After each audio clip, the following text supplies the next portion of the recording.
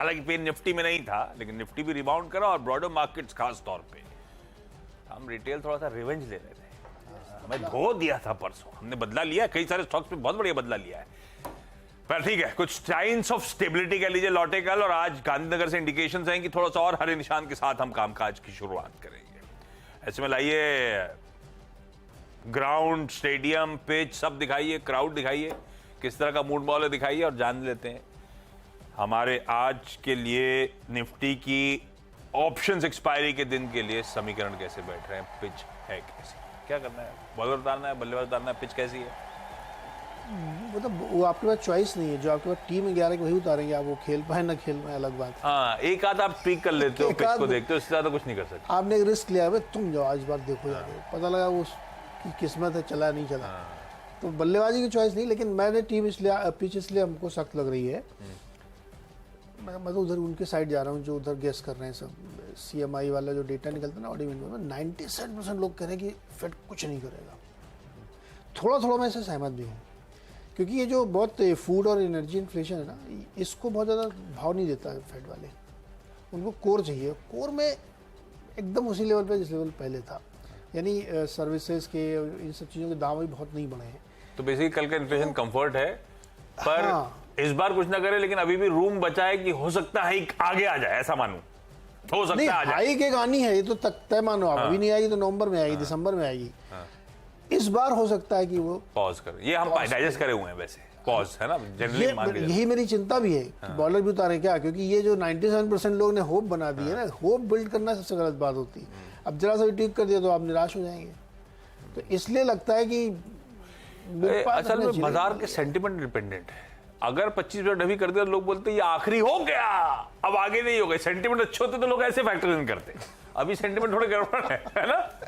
तो जितने भी रिपोर्ट्स हैं, मॉर्गन स्टैनली, गोल्डमैन सैक्स, बैंक ऑफ अमेरिका, ये तो सब मान के बैठे कि इस बार पास कर देंगे लोग। नहीं किया अगर तो दिक्कत है।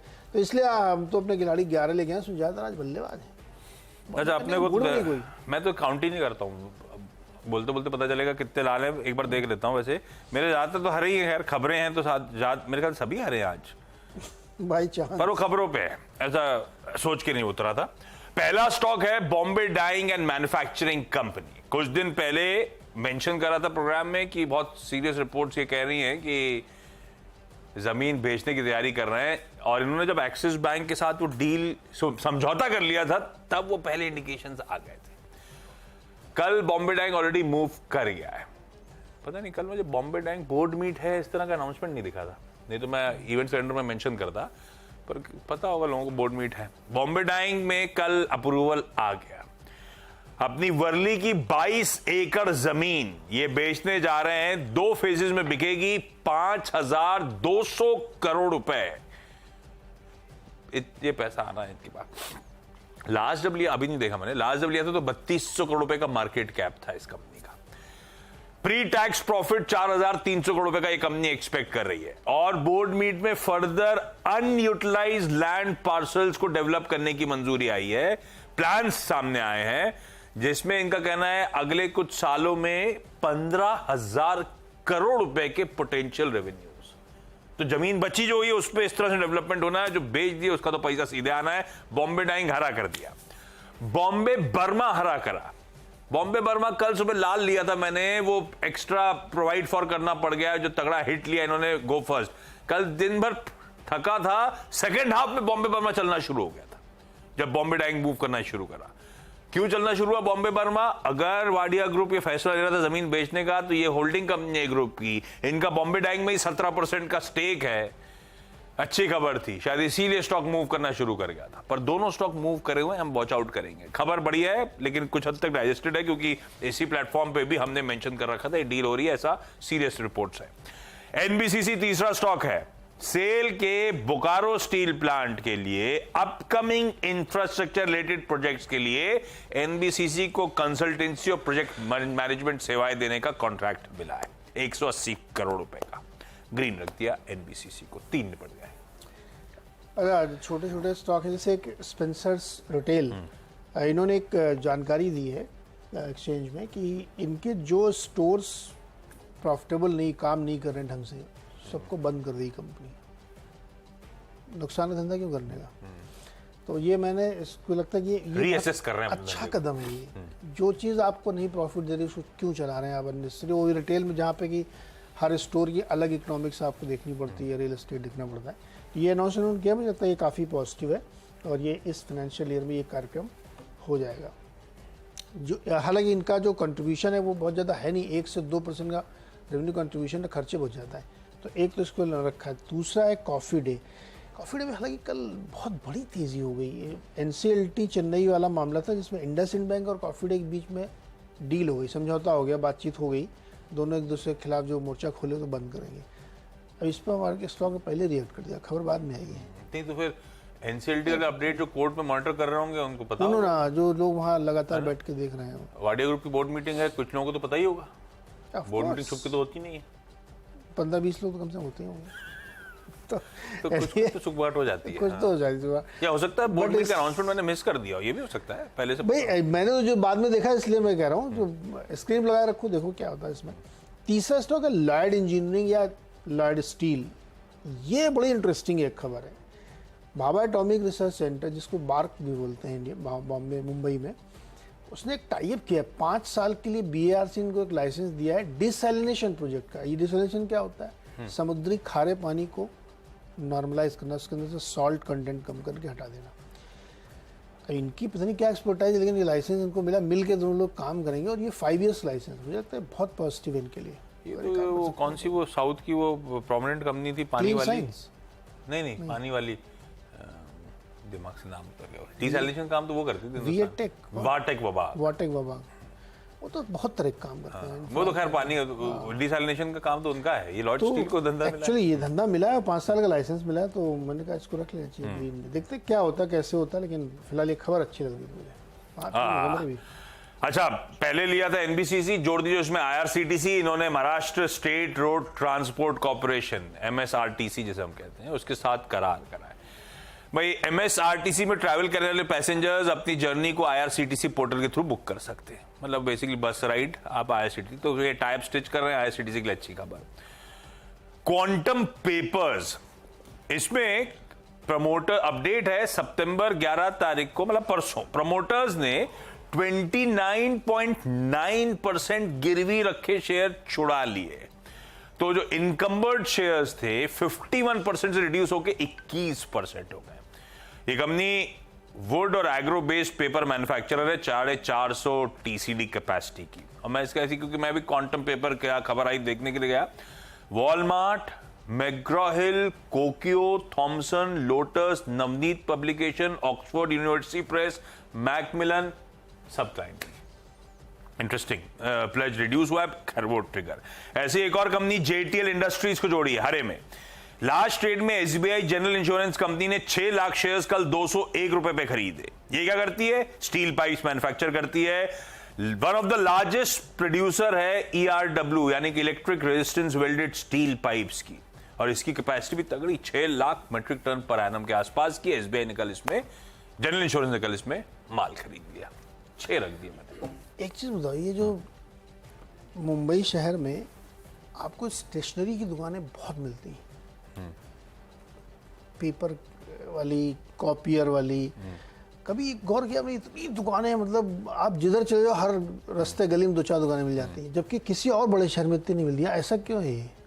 हम पढ़ते ज्यादा होंगे, पढ़ते लिखते ज्यादा है हम लोग। हो सकता। कंप्यूटर दिया था कंपनी ने आपको, ये लेके पन्ने घूमते हैं, देखिए ये हाल है। 4-4, 6-6 पन्ने सुबह पढ़ाई करके आते हैं, तो इसलिए पेपर कंजम्पशन बढ़ गया। लोग एडवांस हो चुके हैं। 300 पेज की बुक दिखा दो अपनी। मैं तो आज भी लिख के ही काम करता हूँ, मेरी आदत है। जब तक लिखता नहीं हूँ मुझे मजा नहीं आता। किसी ने कहा था पत्रकार की जेब में पेन जरूर होना चाहिए। ये हमेशा रहता है, हमेशा पेन रहता है कोट की जेब में, इसलिए हम लोग लिखते रहते हैं। लिख के बिना मुझे उसको शायद रेफर भी ना करूं, लेकिन लिखता हूं। वही तो पेपर में भी लेके आता हूँ, बोलता है इसलिए, लेकिन पेपर होना चाहिए। डॉक्टर साहब कह रहे हैं जल्दी जल्दी करो। अगला स्टॉक है, अगले 3 है मेरे, Bajaj health care. Bajaj health care इसलिए क्योंकि इनको एक US FDA से EIR मिल गया है। देखते हैं इसका क्या असर होता है। इनका जो एक वडोदरा में और प्लांट है उसके लिए इनको मिला है, जहाँ पे ये API बनाते हैं। 5वां स्टॉक है वीनस रेमेडीज। वीनस रेमेडीज में एक खबर ये आई कि ये जो लाइसेंस हो गया है इनका मिनिस्ट्री के साथ, तो जो रिसर्च करेंगे ना उसमें इनको टैक्स रिबेट मिलेगी। ये एक इंटरेस्टिंग खबर है कि जो भी आप R&D करेंगे उसमें आपको इस तरीके की रिबेट मिलेगी, तो इसको भी रख लीजिए। और एक कंपनी है LG रबर। इनके बोर्ड ने कल 4-5 फैसले लिए कि इनके कीनिया में एक यूनिट है जो बंद कर दी जाएगी, उसका धंधा ठीक चल नहीं रहा है तो उसको बेचना है। एयरक्राफ्ट टायर रिट्रीडिंग वाला जो बिज़नेस है उसको वाइंड अप करेंगे, और बहुत सारे इनके रियल एस्टेट हैं जो बेच दिए जाएंगे, और ये सारा पैसा इकट्ठा कर लिया जाएगा जो भी निकल के आएगा। और जो इसके डेटर हैं कंपनी के, वे भी फैसला लिया गया कि उनको प्रेफरेंस में कन्वर्ट कर दिया जाएगा। तो ये एक मैसिव रिस्ट्रक्चरिंग प्रोसेस से कंपनी जा रही है, मुझे लगता है, इसलिए LG रबर को भी रखना चाहिए। अच्छे हो गया, आपके ब्रेक ले लें? हाँ जी, ब्रेक। एक क्विक ब्रेक और लौट के आते हैं अगले 4 स्टॉक्स।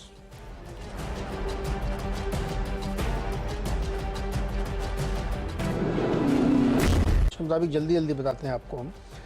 2 स्टॉक, बलरामपुर चीनी और त्रिवेणी इंजीनियरिंग, दोनों चीनी कंपनियां हैं। इसमें डैम कैपिटल की एक रिपोर्ट आई है और उन्होंने बलरामपुर चीनी में कवरेज इनिशिएट किया, टारगेट 510 का, और त्रिवेणी में 415 का।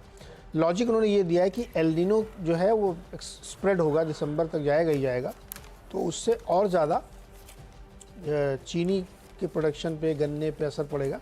तो उनको लगता है प्राइसिंग और टाइट होगी, और इनको लगता है कि 37 रुपये किलो से ऊपर होलसेल प्राइस जा सकता है, जिसकी वजह से खास तौर पे यूपी की शुगर मिल्स को काफ़ी फ़ायदा हुआ, इसलिए इसमें इन्होंने बाय रेटिंग दी है। कॉनकॉर में जेफरीज की रिपोर्ट है, 825 का टारगेट दिया है, 775 से बढ़ा के 825 किया है, और इसका इन्होंने कारण ये दिया है कि जो दादरी रेवाड़ी का स्ट्रेच है वो शुरू हो गया है, फ्रेट कॉरिडोर, और उसकी वजह से रोड ट्रांसपोर्ट अब ट्रेन की तरफ फिर से एक बार शिफ्ट हो रहा है, 2 रीजन से। एक तो समय कम लगता है, दूसरा कॉस्ट इफेक्टिव है, तो उसकी वजह से कॉनकोर को फायदा। और ये जो दिल्ली मुंबई के बीच वाला भी एक बड़ा कॉरिडोर, ये भी जल्दी होने वाला है, तो कॉनकोर को इन्होंने अपग्रेड किया है। इंडिगो में यूबीएस की रिपोर्ट है, हालांकि यूबीएस ने इसमें बाई की रिपोर्ट दी, बट जो लॉजिक उसमें दे रहे हैं वो नेगेटिव साइड में ज़्यादा इशारा कर रहे हैं। उनका कहना है कि जो प्रैट एंड विटनी वाला मामला था इंजन को लेकर के, वो बहुत बड़ा है, 3000 इंजन है जो भी रिकॉल किए जाएंगे, पहले थी शायद 1200 किए जाएंगे, और पहले था कि 60 दिन के अंदर बना दिए जाएंगे, अब 300 दिन लगने की बात है, तो इनके लिए काफ़ी मुश्किल का दौर हो सकता है। 26% फ्लीट ग्राउंडेड हो सकती है इनकी for 300 days at A time, ये दिक्कत है। तो मुझे लगता है कि ये इसको रेड में रखना चाहिए एक्चुअली, और यहाँ पे थोड़ा दबाव हो सकता है। Gujarat Narmada valley fertilisers, ex date है डिविडेंड की मंडे को 30 रुपए की। गुजरात एल्कलीज, एक्स डेट है मंडे को डिविडेंड की 23.5 रुपए, 23 रुपए 55 पैसे की, दोनों green. Kirloskar ferrous, Oliver engineering के रेजोल्यूशन प्लान को एनसीएलटी दिल्ली द्वारा मंजूरी, ग्रीन। और विप्रो ने लॉन्च किया है जर्मनी में, इसको ग्रीन लेके चलता हूं। आईटी थोड़ा सा एडेड तड़का भी है। क्विकली छोटा सा ब्रेक के उस पार टीम आप लोगों की स्क्रीन पे। थर्सडे का दिन, सबके सब हरे हैं खबरों के चलते, आप अपना ध्यान रखिएगा, स्टॉक्स के मूवमेंट को दिन भर वॉच आउट करिएगा। बॉम्बे डाइंग वर्ली में 22 एकड़ जमीन 5200 करोड़ में बेचेगी, बोर्ड मंजूरी। बॉम्बे बर्मा, जो कि होल्डिंग कंपनी ग्रुप की, मेरे ख्याल से बॉम्बे डाइंग में 17 या 19% स्टेक ओन भी करती है। ये दोनों स्टॉक्स कल मूव हो रहे थे। वैसे एनबीसीसी सेल से 180 करोड़ का ऑर्डर।